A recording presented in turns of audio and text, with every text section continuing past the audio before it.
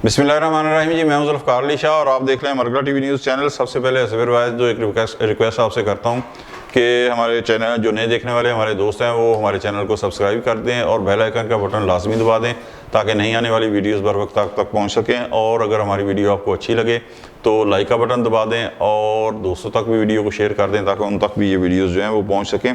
आज का जो हमारा मौजू है वो ये है कि मखसूस नशिस्तें जिनका केस अब मंतकी अंजाम की तरफ पहुँच रहा है और उम्मीद है कि चंद दिनों तक ही इसका फैसला भी इंशाल्लाह हो जाएगा। तो ये किसके नसीब में होंगी? अच्छा, ये किसके नसीब में होंगी ज़ाहिर है मुझे तो नहीं पता कि ये नशिस्तें किसको मिलेंगी और किसके हाथ से जाएंगी।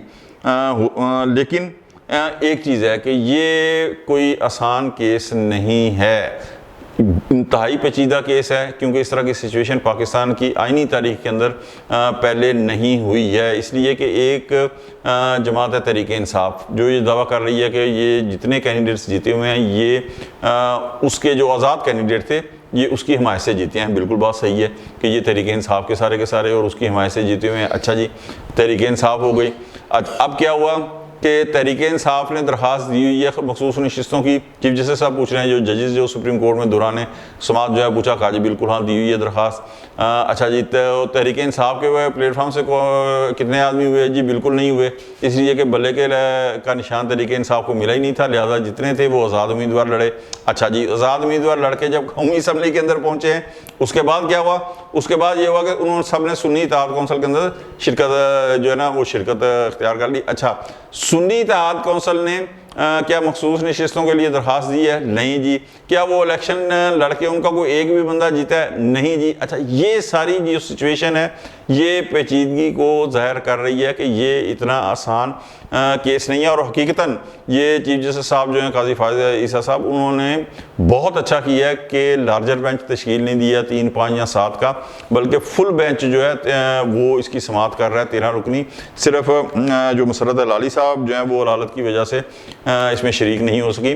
तो अब 13 रुकनी जो बेंच है उसके अंदर ज़ाहिर है कि मुख्तलिफुल ख्याल जो जजेस हैं, ज़ाहिर है सबका एक व्यू तो नहीं है। और ये जो क्वेश्चनिंग हो रही है ना समात के दौरान, आपने देखा होगा कि मुख्तलिफ जज जो है मुख्तलिफ व्यूज़ के ऊपर और मुख्तलिफ मकसद जो पहलू हैं उसके ऊपर क्वेश्चन कर रहे हैं। अटॉर्नी जनरल से भी क्वेश्चन करते हैं, उसके बाद जो तहरीक इंसाफ के वकील हैं उनसे भी करते हैं, सुन्नी इत्तेहाद वालों से भी के जो वकील हैं उनसे भी करते हैं।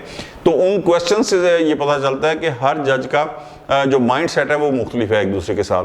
तो 13 के 13 जजेस जो हैं, जब ये केस मुकम्मल होगा वो ज़ाहिर है कि जो उनके ज़हन के अंदर इस आईनी पेचीदा तरीन आईनी केस के हवाले से जो तहफ़्फ़ुज़ात हैं या जो क्वेश्चन है वो जब करेंगे तो उनका जहन जो है वाज़ेह होता चला जाएगा। तो वो अपने अपने माइंड सेट के हिसाब से जो है वो इसका फ़ैसला करेंगे। लिहाजा इस फैसले के ऊपर एक तो ये है कि एतराज़ जो है ना वो एतराज़ बराए एतराज़ हो जाए वो एक चीज़ अलग है कि अगर मेरे खिलाफ केस आया तो मैंने एतराज़ करना ही करना है, वो एक चीज़ अलग है। आपके खिलाफ केस आया तो आपने एतराज़ करना ही करना है, ये एक अलग चीज़ है। लेकिन बुनियादी तौर के ऊपर इसके ऊपर एतराज़ बनेगा नहीं, इसलिए कि जब पूरी सुप्रीम कोर्ट इसके अंदर बैठी है तो सुप्रीम कोर्ट से ऊपर तो कोई यहाँ अदालत नहीं है कि जिसे आप लाकर बिठाएं और वो फैसला करें।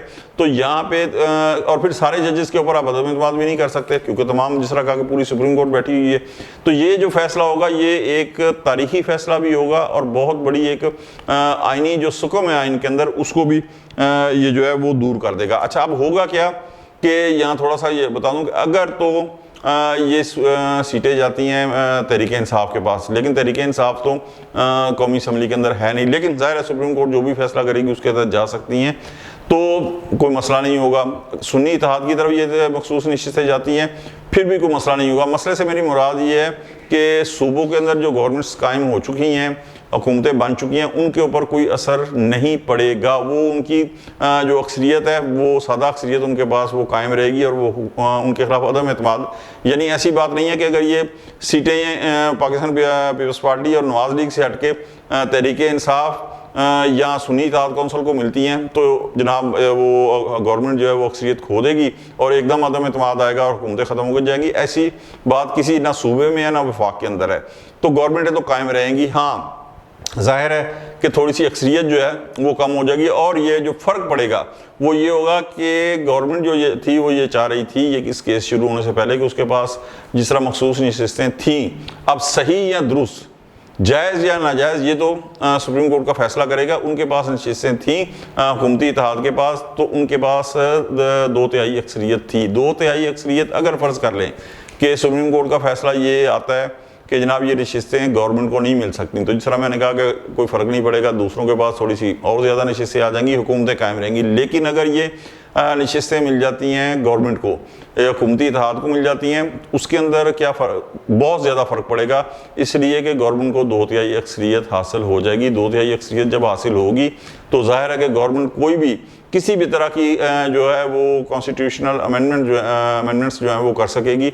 अच्छा, उसके अंदर जो एक इस केस के शुरू होने से पहले जो कौमी मीडिया के अंदर चल रही थी एक बाज़गश्त के, वो ये थी कि बहुत ज़्यादा जो है आपको पता है कि अदालती महाज के ऊपर गवर्नमेंट को जो है वो मुश्किलात का सामना करना पड़ जाता है बाज़ दफ़ा। तो वो अब क्या कर रहा है, उसका इरादा अगर अगर अगर अगर जो है ये 2/3 अक्सरियत हासिल हो जाती है, ये नशिस्तें अगर हुकूमती इत्तेहाद को मिल जाती हैं, जिसका चांस जाहिर है कि अभी कुछ नहीं कह सकते, तो वो अदालती अमूर के हवाले से हुकूमत जो है वो अमेंडमेंट्स करेगी, जिनके अंदर आला अदलिया के अंदर जजेस की अपॉइंटमेंट, आला अदलिया के अंदर जजेस की जो हटाने का तरीका है, बर्खास्त करने का, वो चीफ जस्टिस की जो है वो मुद्दत मुलाजमत में तोसी, ये सारी अमेंडमेंट्स जो है फौरी तौर के ऊपर जो है वो गवर्नमेंट करने का इरादा रखती है। ये केस शुरू होने से पहले जो कौमी मीडिया के अंदर बातें चल रही थी, उस हवाले से मैं कह रहा हूँ।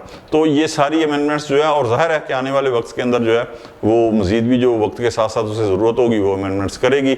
लेकिन अगर ये 2/3 अक्सरियत गवर्नमेंट को हासिल नहीं होती तो फिर गवर्नमेंट वही काम करेगी जो 16 माह की PDM की गवर्नमेंट ने किया था, यानी कवानीन के अंदर वो तब्दीली करेगी। और ये चीज़ भी एक बड़ी अहम है कि जो मौजूदा चीफ जस्टिस हैं काजी फाइज ईसा साहब, आपको याद है कि उन्होंने जो पार्लियामेंट कवानीन के अंदर तब्दीली कर रही थी, तो जो बंदयाल साहब की कोर्ट थी उनके अंदर वो कवानीन वो नील एंड वाइट कर देते थे। तो काजी साहब इसके हमायत में नहीं थे। वो कहते थे कि जो पार्लियामेंट कानून में तब्दीली कर देती है वो उसका आइनी हक है, उसको अदालत जो है वो नहीं बदल सकती।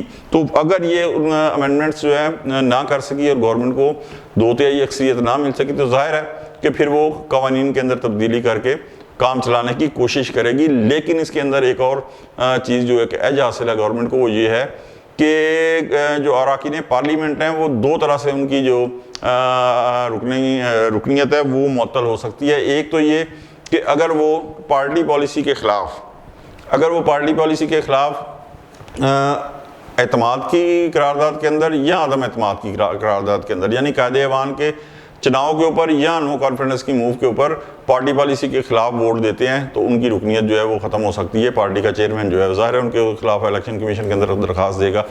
दूसरी जो रुकनीत ख़त्म हो सकती है वो बजट के ऊपर है कि बजट के ऊपर अगर पार्टी पॉलिसी के खिलाफ वो वोट देंगे तब भी रुकनीत जो है वो ख़त्म हो सकती है। लेकिन इन दो सिचुएशन से हटकर अगर कोई बंदा वोट देगा तो उससे उसकी रुकनीत ख़त्म नहीं होगी। तो इसमें एक चीज़ और अखबारात के अंदर आ रही है कि 21 रुकनी जो तहरीक इंसाफ का एक रुकन है वो अपना अलग जो ग्रुप बना रहे हैं, तो अब उनका भी देखना है। और हो सकता है ये वैसे ही हो जैसा पिछली गवर्नमेंट के अंदर, अब आपको याद है कि राजा रियाज साहब की क़यादत के अंदर बना था, 22 रुकनी शायद मेरे हाल में वो था। तो ये अगर वो 21 रुकनी बन जाएगा तो उन तमाम अमेंडमेंट्स के अंदर कौमी असम्बली की मैं बात कर रहा हूँ, सूबाई असम्बली के तो वैसे भी उन्हें ज़रूरत नहीं होगी 2/3 की, यानी बहुत ज़्यादा ज़रूरत नहीं होगी। तो अगर ये कौमी असम्बली के अंदर 21 रुकनी अलहदा ग्रुप तहरीक इंसाफ का फ़र्ज़ करे बन जाता है, जिसकी बाज़गश्त है, जिसकी आवाज़ सुनाई दे रही है कौमी मीडिया के अंदर, बनता है या नहीं बनता ये तो मुस्तकबिल के हवाल जो है वो अल्लाह ताला की ज़ात बेहतर जानती है। लेकिन अगर बन जाता है तो ये ऐन मुमकिन है कि ये उसी तरह से गवर्नमेंट का साथ दे जिस तरह राजा रियाज साहब की क़यादत के अंदर ग्रुप जो बना था 22 रुकनी, उसने साथ दिया था गवर्नमेंट का। तो उस सूरत के अंदर भी गवर्नमेंट को जो है 2/3 अक्सरियत हासिल हो जाएगी, बेशक उसे मखसूस नशिस्तें ना भी मिले तो तब भी, और वो अपनी जो अमेंडमेंट्स हैं वो कर पाएगी। ख़ास तौर के ऊपर जो उसे मुश्किलात है वो अदालती महाज के ऊपर उसे ज़्यादा मुश्किलात पेश आ रही हैं, तो उस हवाले से वो अपनी जो है अमेंडमेंट्स जो है अपनी मनमानी अमेंडमेंट्स कर पाएगी। और वो अमेंडमेंट्स भी उसके कर पाएगी जिनके अंदर रायशुमारी खुफिया होती है, क्योंकि उसके अंदर भी पता नहीं चलता कि किसने रुकन असम्बली ने किसको वोट दिए हैं। तो बहरहाल ये आने वाले दिन बताएंगे कि ये नशिस्तें किसके पास जाती हैं। लेकिन गवर्नमेंट के लिए जो है वो 2/3 अक्सरियत का हसूल जो है वो ज़्यादा अहमियत जो है वो रखता है। तो ये देखते हैं कि वो 2/3 अक्सरियत किस तरीके से हासिल करके अमेंडमेंट्स कर पाती है या कवानीन के अंदर तब्दीली करके अपना काम चलाती है। आज तक के लिए इतना ही, अगले मिलते हैं अगले व्लॉग में। उस वक्त तक के लिए जुल्फ़िकार अली शाह को इजाज़त दें। अल्लाह हाफ़िज़।